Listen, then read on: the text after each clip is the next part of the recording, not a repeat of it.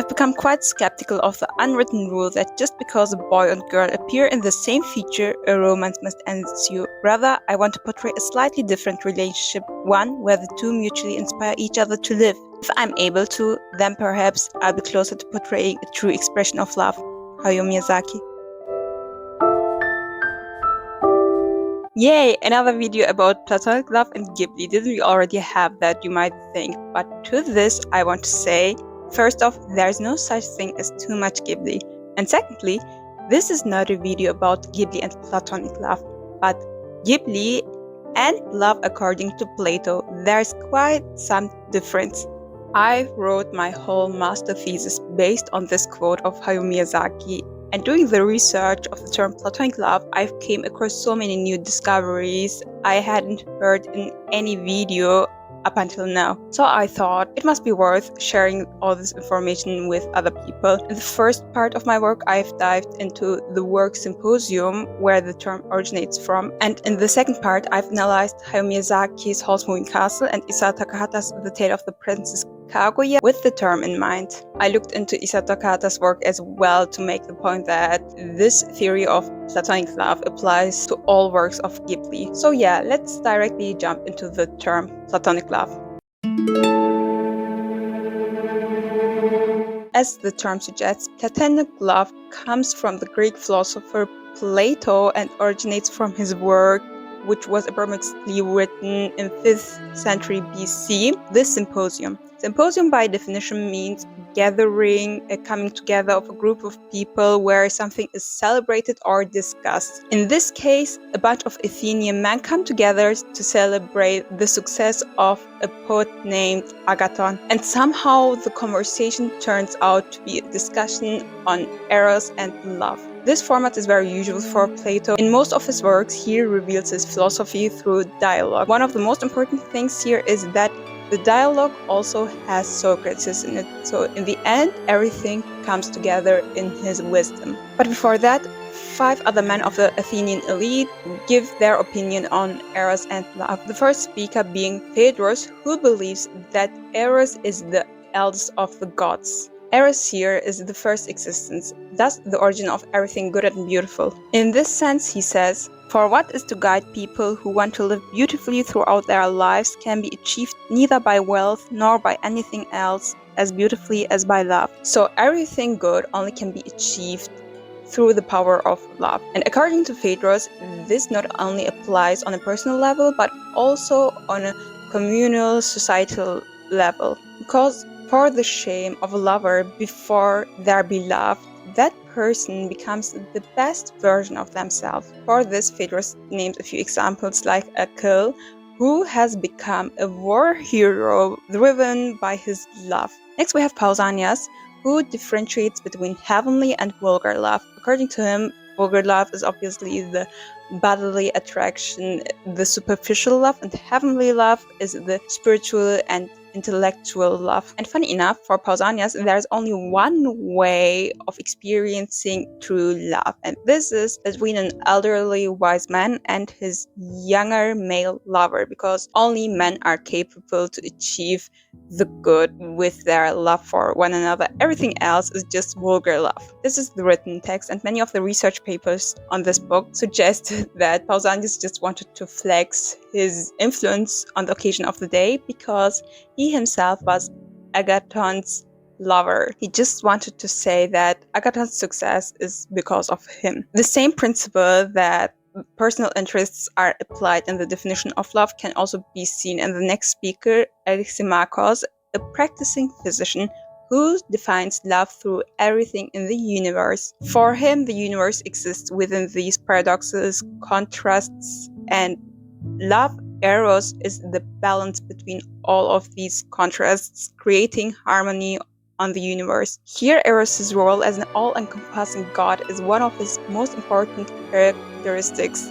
And before we move on, I want to put a pin on Eryximakos' understanding of love because we're coming back to it, analyzing the tale of Princess Kaguya. Next, we have the comedy writer Aristophanes, who likewise defines love through something he knows best, a myth. You might be familiar with this image. This is Leonardo da Vinci's interpretation of the round man from this myth. Mankind first was created in this round form with 4 arms, 4 legs, 2 genitals each, and there were 3 genders: fully female human beings, fully males, and a third gender, the androgynous version with 2 different genitals. Zeus was so afraid of this powerful form of mankind that he separated us into 2 halves, and thus we became what we are now.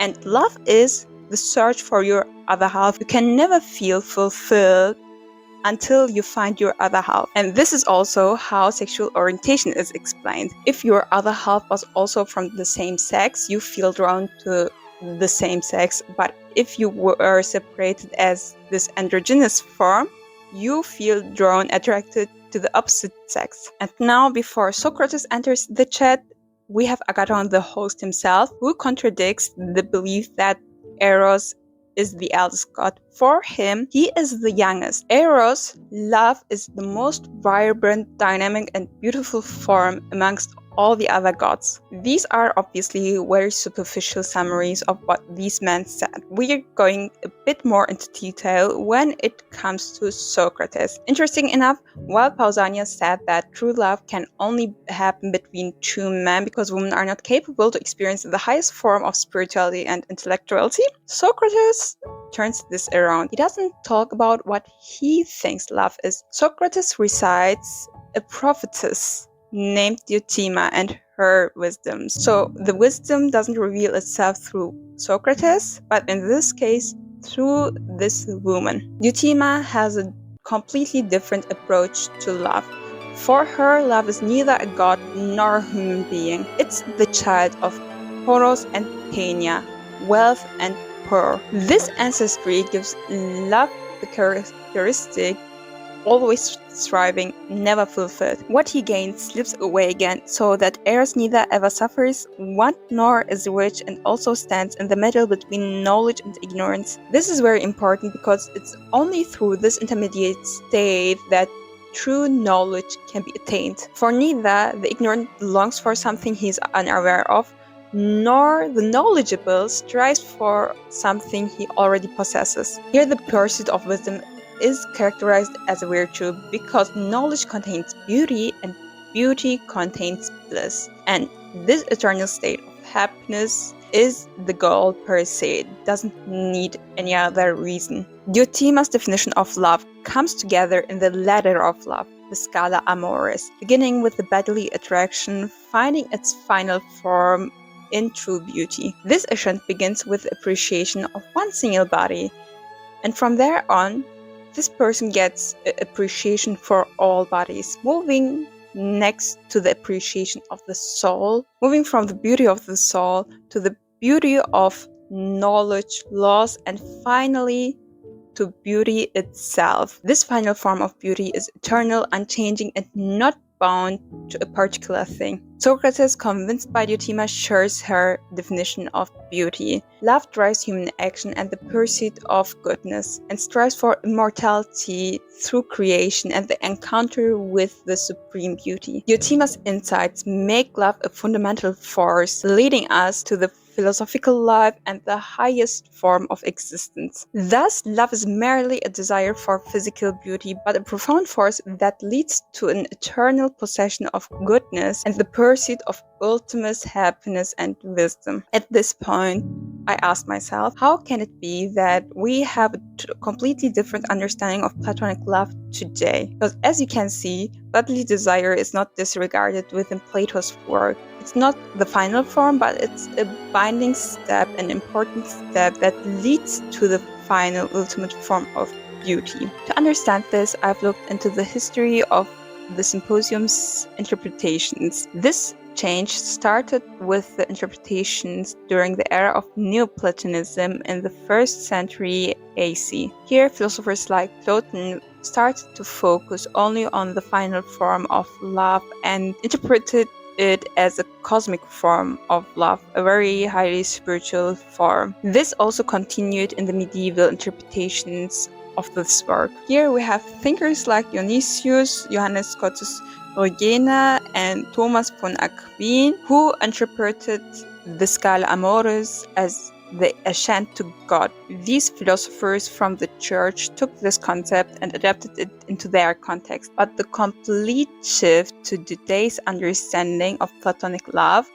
happened with the translation of the Italian philosopher Marsilio Ficino. According to his taste, he left out any sexual content of the Symposium, which, as we've seen, has quite some in it. These translations and interpretations didn't only come into play because of the focus on the religious aspect. Leaving out the sexual part, which also included at many parts homosexuality, just didn't fit into the narrative of the church. And this is how we ended up with this very pure and desexualized understanding of this term. Especially looking at Howl's Moving Castle, it just made so much sense to use Plato's definition of the term, rather platonic love as we understand it today, because that was my first confusion, to be honest. I wanted to analyze how Sophie and Howl inspired each other despite their romance, but the romance plot was still there. And when you look up any list online about platonic love, you see only friendships. So the confusion was there, but within Plato's definition of love, romance also has its place in this inspiring, thriving force. So I just continued with that, and let's do this. Let's see how Miyazaki works with this concept of love.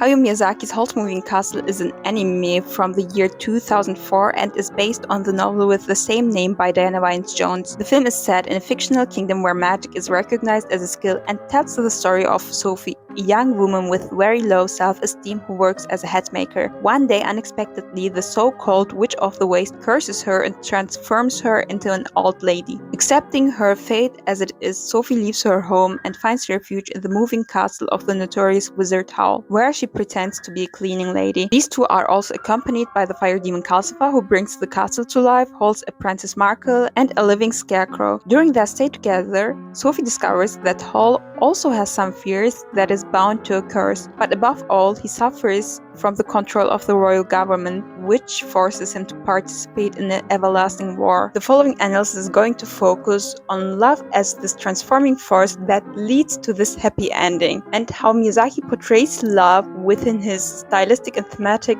dichotomy. By dichotomy, I mean that he uses conventional ways of filmmaking, storytelling, but only to challenge the status quo. Take Howl and Sophie's first encounter as an example.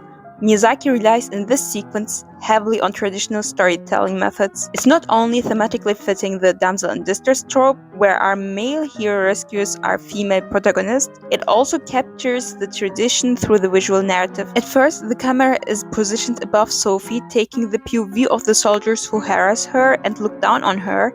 Then Howl enters only partly the frame because he too is above Sophie and on the same wavelength as the soldiers. However, later on, at many points in the story, we see how this trope is reversed when Sophie is the one rescuing the day. Here, the surface and the subtext of the story are in a constant tension, which allows Miyazaki to create a marketable product that's still functioning as a subversion of the stereotypical portrayals of love from mass media. Accordingly, we have a heteronormative couple and follow a conventional storyline. Everything leads us to the happy ending in which Howl and Sophie end up as a couple and are freed from all conflicts. This reunion is illustrated by their kiss on the balcony of the now flying castle in the style of a classic Hollywood romance. But the convention of the ending is not based solely on the union of two lovers. Even the omnipresent state of war suddenly ends. So this is the thing we have to focus on. How does Miyazaki tell a very traditional story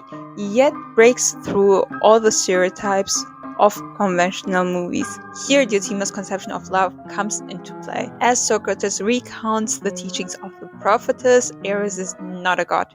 He's not goodness itself, but the thriving force to good. So love itself is not the end goal. Eros rather is a demon caught between good and evil. He's neither divine nor mortal, but a mediator. Likewise, this is reflected in the multidimensional characters of this movie. None of them are neither good nor fully evil. Rather, all of these characters act upon inner struggles and try to turn away from their weaknesses towards the good. In this sense, love in Howl's Moving Castle is transformation through the awareness of one's own shortcomings as a requirement for development. The physical attraction between Howl and Sophie is also consistent with this understanding of love, where it's not something that comes between the spiritual growth, but is a step on the path leading to the ultimate goal. This attraction is primarily addressed in the movie through Howl and Sophie's contrasted attitudes towards beauty. For Howl, outward appearance is the essence of his existence. Even before his character is introduced,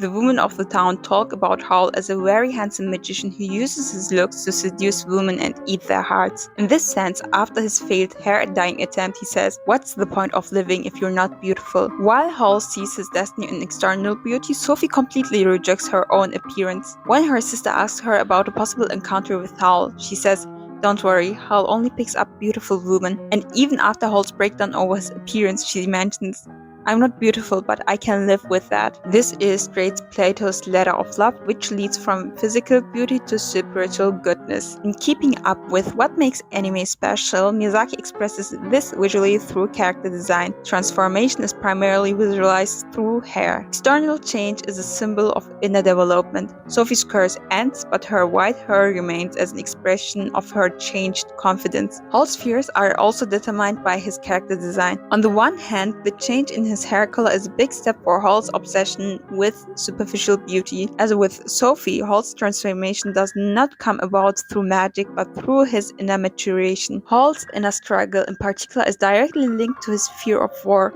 As soon as he is forced to take part in the fighting, he takes on this monstrous bird-like figure. You can see this as an image of the dehumanization of the individual through military coercion. Miyazaki literally shows here how war dehumanizes its participants. It becomes clear once again how the changing form of a character interacts with the circumstances of the story. Here, Howl and Sophie seen together on the flower field is a very crucial moment. This moment marks a decisive turning point in the development of both protagonists. The love between them proves to be not only a physical attraction to each other, but also a correlative force for exploring their own strengths and personal maturing in these strengths. This, in turn, influences the entire course of the plot. This brings us back to the Symposium, because here, once again, goodness not only manifests itself through this personal maturing of the protagonist, but the community built through this transformation. Like Phaedrus said, the shame a lover feels in front of their beloved affects also everyone around them. This idea is so present in Howl's Moving Castle that Howl and Sophie's transformation affects the story so far so that the war ends, but also any other side character also changes. The moving castle turns into a flying castle. The long-lost prince turns out to be the scarecrow who accompanied them, and even the Witch of the Waste, who is introduced as the antagonist of the story, turns into her original form after losing her magic and becomes part of their community. The goodness of the Witch of the Waste can also be seen in her stance against war. When Marker reports about the news in the newspaper that the war allegedly has ended, she says, "Only fools believe such a thing." So her character in particular makes it clear that evil doesn't exist within one character, but in the structural evil of war. This once again brings us back to the definition of Eros as the intermediator. In this sense, Howl and Sophie's love for one another is this inspiring force, this transforming force that leads to the common good of everyone. Their love acts as this transcendental force that overcomes all weaknesses. Howl becomes courageous and Sophie becomes confident. Their mutual encouragement is also reflected in the symbolism of the house. Sophie brings order to chaos, which Howl later on takes and expands. In following Sophie's example, he changes the whole interior design of the castle and creates another entrance at the magical gate for a flower field, which is also intended to serve as a source of income for Sophie through a flower shop. This new interior design also contrasts sharply with the excessive backgrounds used at the beginning of the movie, where Howl's obsession with external beauty was reflected in previous images. Accordingly, we saw how Howl's room was extravagantly decorated and reflected his inner values at that time. Here too, the contrast between Sophie's simplicity and Howl's extravagance is taken up. However, the correspondence between the pompous decoration of Howl's character design is not an indicator of Howl's superiority. Rather, it's a representation of his unhealthy dependence on beauty. The extreme abundance of jewelry is not only visible in his room but also in a cave in the dream sequence, which suggests that Howl's problem reads deep into his subconscious. In this sequence, Sophie finds Howl in his bird form, frightened. Howl expresses that he can no longer be saved and flees. This dream sequence illustrates the extent of Howl's inner fears. In this context, both the orderliness and simplicity of the transformed interior design show Sophie's influence on Howl's world. This visual symbolism is supported by the dialogue. Finally, after overcoming his fear, Howl says that he no longer wants to flee from the war and emphasizes Sophie's influence on his change. At first glance, this might seem to correspond to the traditional image of masculinity, but once again, Miyazaki subverts this by having Howl first gather his courage through Sophie, but ultimately leading Sophie to his rescue. And also, this statement indicates that his love for Sophie is not seductive, but inspiring and healing. This form of love goes beyond the romantic. It's Platonic in the true sense, a movement towards the good. Let's take another look on the flower field scene when Howl says to Sophie, "You are beautiful." This statement has power because Sophie's appearance changes depending on her self-esteem. The more confident she becomes, the younger she appears. This reaches its peak after Howl shows her the new furnishing and leads her through the flower field. During these minutes, she gradually transforms into her younger self. However, as soon as self-doubt takes hold of her, she abruptly ages again. In this context, the curse is once again only an illusion. Sophie's transformation is not the result of magical intervention. She breaks the curse through her own drive. Another crucial moment that portrays how Holt's change for the better is evident in his love for Sophie is Sophie's time travel. Here she meets Howl as a child and asks him to find her, prompts him to search for her. So, in the end, it's revealed that Howl was looking for Sophie from the beginning on. Ultimately, this heavy impact of Sophie is also shown visually. She shapes Howl's soul by literally reaching into his chest and putting his heart back into its original place. This development reflects Plato's understanding of love, in which the relationship between lover and beloved is a path to knowledge beyond physical desires. Through their relationship, Howl and Sophie help each other to break free from superficial ideas and enter into a deeper spiritual connection. This relationship does not only serve romantic fusion but individual transformation. Both characters grow beyond their limits through their mutual affection for one another. In the end, Miyazaki is more than true to his own claim. He shows love beyond physical attraction. Howl and Sophie obviously have physical attraction for one another, but this physical attraction, in the Platonic sense, is not a hindrance to achieve the inspirational form of love. And this is where Miyazaki distinguishes himself from the conventional movies. He heavily relies on these techniques of classical cinema, yet he goes beyond them. He only uses them to turn them later around. And this is what makes Miyazaki Platonic. It's not the mere friendship between Howl and Sophie, but it's the ultimate good achieved through the inspiration between Howl and Sophie. It's not only a inspiring friendship between two people, but a relationship that goes beyond friendship or romance, that's so inspiring it affects a whole community and moves everyone towards the good. Now the question is how the other creative head of Ghibli, Isao Takahata, works with the concept of love. Here I analyzed the tale of the Princess Kaguya just because it's one of my favorite movies, but also it has a very different approach on love, but still somehow remains platonic. So let's move on to the next example. Isao Takahata's The Tale of the Princess Kaguya from the year 2013 is based on the 10th century Japanese folktale The Tale of the Bamboo Cutter and tells the story of a bamboo cutter who discovers a tiny human being in a bamboo shoot while working. He takes this child and is rewarded with a large amount of gold from the shoot. As a childless couple, he and his wife care for the baby, grows into a young girl at an unusually fast rate. The bamboo cutter, who sees his adopted daughter as a princess, moves to the city despite Kaguya's attachment to the village and its children. From then on, Kaguya is forced to fulfill her father's expectations and comply with the rules of the noble class. At first, she maintains her energetic attitude and resists the rules. However, she cannot escape the visits of noblemen who are only interested in her notorious beauty. Her complete breakdown occurs when the emperor visits. He is so driven by his desire that he pressures Kaguya against her will. In her pain, she longs to escape. With her desire, she unknowingly contacts her place of origin, the moon, and the celestial beings, including Buddha, come to take Kaguya back. Although she now regrets her impulsive wish,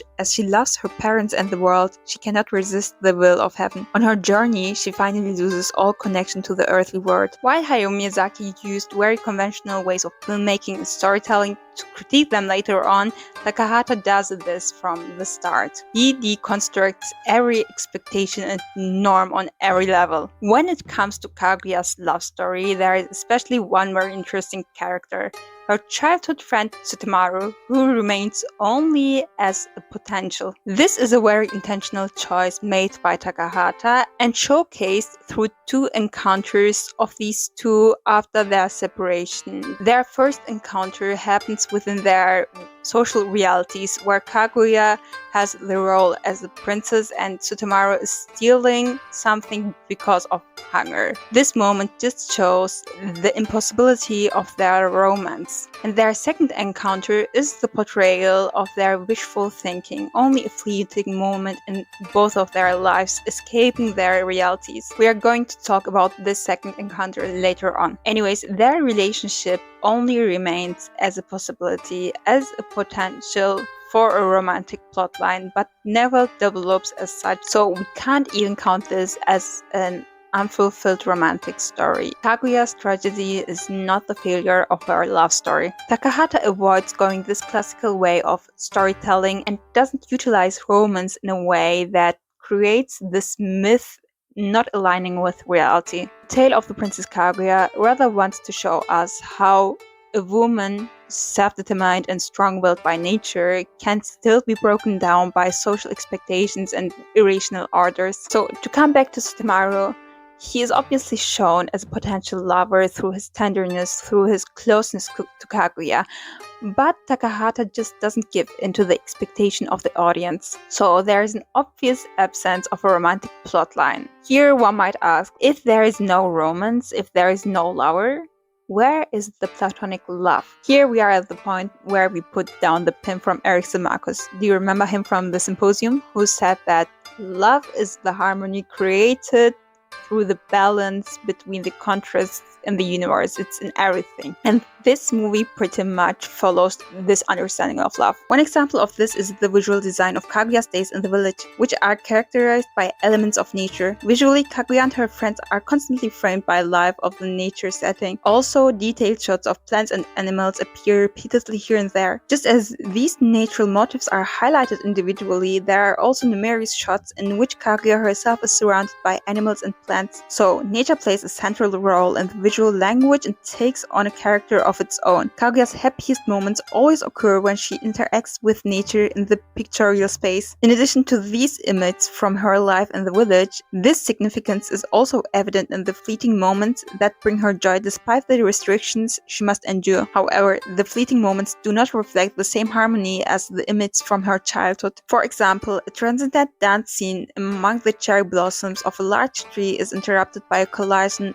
with a small child. The guilty reaction of the child's mother reminds Kaguya instantly of her status as a princess. This can also be seen in the garden of her house when she has brief moments of joy interacting with the insect world among the grass. But somehow this scene doesn't reflect the same harmony as in the village. Kaguya once again is surrounded by plants, but not in her free form. With her tied hair, her appearance contrasts her form from the beginning. These visual details reinforce the idea that Kaguya's love is a expressed in harmony with her natural surroundings, and also underscore the nature of love as described by Eric Simakos as balance and achieved through the reconciliation of opposites. This approach to love is especially emphasized by Kaguya when she is forced to leave Earth. When one of the celestial beings asks her to come with them to a pure place without sorrow, Kaguya replies, "They are not flaws. Joy and sorrow are felt by all living things in all shades.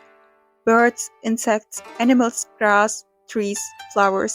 Mercy." Here she quotes a Warabe Ota, a folk song she sang repeatedly throughout the whole movie as a leitmotif. And the first time she sings this song is with her childhood friend, which starts harmoniously in this upbeat sound. But suddenly, her voice becomes higher, distinguishing itself from everyone around her. She gets into this trance state and starts looking into the landscape. When her friends ask her if something's wrong because she acts weird, she simply replies with, "I don't know." And in another scene, right before her departure, we see how she once again sings this with her mother this time. The same principle applies here too. First, they sing together, but suddenly her voice gets higher and her mother is silenced. In the first scene, it was her looking on nature, on the hills, on the trees, on the sky of nature, longing for the harmony of the world, and here it's a montage put on Kaguya's singing voice. Kaguya's connection to the harmony of the world is shown through this montage. Thus, this montage includes random things like the sea, a man running with the child, birds, anything that counts in Kaguya's world as part of the balance and harmony. The second scene is also very important when it comes to Kaguya's connection to the world because she reveals to her mother her secret. How she came to this earth. She starts recalling when she was on the moon. There was this woman who once were on Earth, but were stolen of all her memories. Yet she still looked so longingly on the planet that Kaguya got so curious on what it is about this world that makes it so special. This forbidden curiosity of Kaguya was what brought her onto Earth. It was not a blessing, but a punishment. So her tragic ending is obviously the punishment of the heavenly world. In a minute, you see why this is important. The visual narrative as well as the leitmotif in particular show how Kaguya doesn't want this heavenly world. She just wants to experience the balance and harmony of our world in its entirety with the sorrow as well as the happiness and joy. This is what love means for Kaguya. This is what would have brought her fulfillment. So her tragedy doesn't lie in the impossibility of her romantic plotline, but in the harmony she desires so deeply but can't achieve at any point. Even when she tries to sing harmoniously with loved ones, with her friends or family members,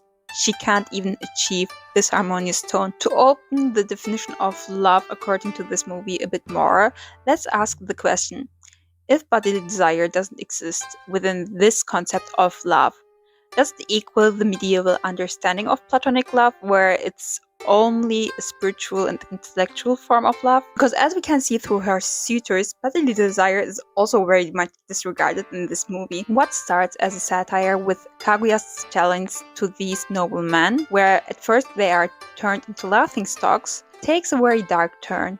Some of these men leave their families, some of them even die on their journeys. This obviously breaks her. But the complete escalation of things and her complete breakdown happen when the very representation of the social order she lives in, the emperor, comes into play. This is the moment where Kaguya can't resist anymore. Without her consent, he harasses her physically, leading to her complete inner breakdown. So there's this obvious disregard of bodily attraction. But this doesn't mean that Takahata is completely against it in the sense of the medieval understanding of Platonic love or the church overall, because here once again Sutamaru comes into play. Their last fleeting moment is mainly a very compassionate and longing hug for one another. They hold hands when they are flying over fields. So Kaguya obviously doesn't disregard bodily desire because of asceticism. It's the fear of being possessed. Because like we see in Sutamaru, if it happens between two mutuals, it's a binding and beautiful thing. But this physicality within the dynamic of her and these noble men creates obviously an imbalance, which is heavily inflicted in Kaguya's understanding of love. Another aspect that makes this movie not such a well fit for the medieval understanding of Platonic love is Kaguya's departure. Because according to the thinkers of the Middle Ages,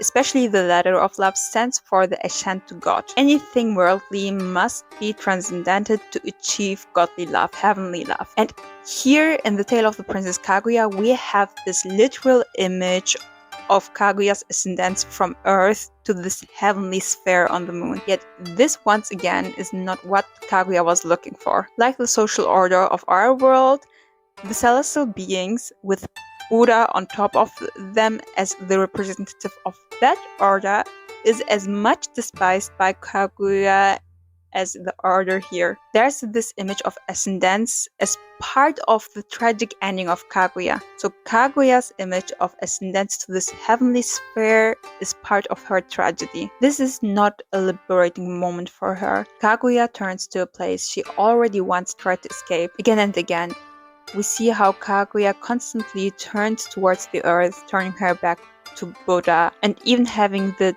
literal distance to earth, she one last time looks back longingly for the love as she knows it. Thus, the tale of the Princess Kaguya becomes a meditation on the condition of love in a world that's structured disharmoniously. Here, love doesn't mean overcoming imperfections, but rather accepting them as they are and still feeling affection, compassion, and responsibility. Takahata's work is not only a deconstruction of classical romantic narratives, but also a philosophical and ethical examination of love that goes beyond gender desire and social utility. The balance that Kaguya strives for is not a perfect order, but an ever-threatened equilibrium between inner truth and social constraints. In the end, Takahata's understanding of Platonic love is not anchored in this transcendent and divine sphere, but in concrete interpersonal experiences such as closeness to other living beings, longing for justice, or the resistance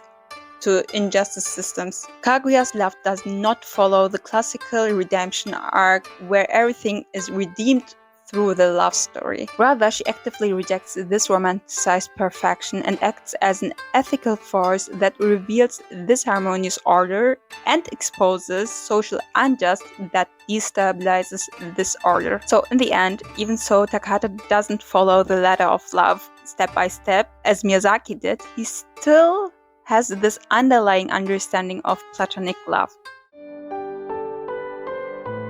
Miyazaki and Takahata, one optimist and a pessimist, showcase through their craft how female characters are surrounded by social expectations. In Howl's moving castle, we see it in the conventional means Miyazaki starts his movie with and slowly turns around them to set his positive note on the shift created by the power of love. Love is here in its full sense Platonic and creates a permanent ending that is built upon a good world for all of its inhabitants. It might not be 100% realistic, however, it fully serves the depiction of a love story a la Plato. Takahata, on the contrary, ends his movie with a heavenly ascendance, yet shows how this ascendance is no more or less than the limitation set for Kaguya on Earth, because Kaguya finds good and beauty in the balance of things, and neither the humans with their oppressive social constructs nor the celestial beings with their imbalanced supposedly good world fulfill Kaguya's longings. In the end, through the imbalance of good and bad in both of her worlds, there is nothing left for her but a tragic ending. Either way,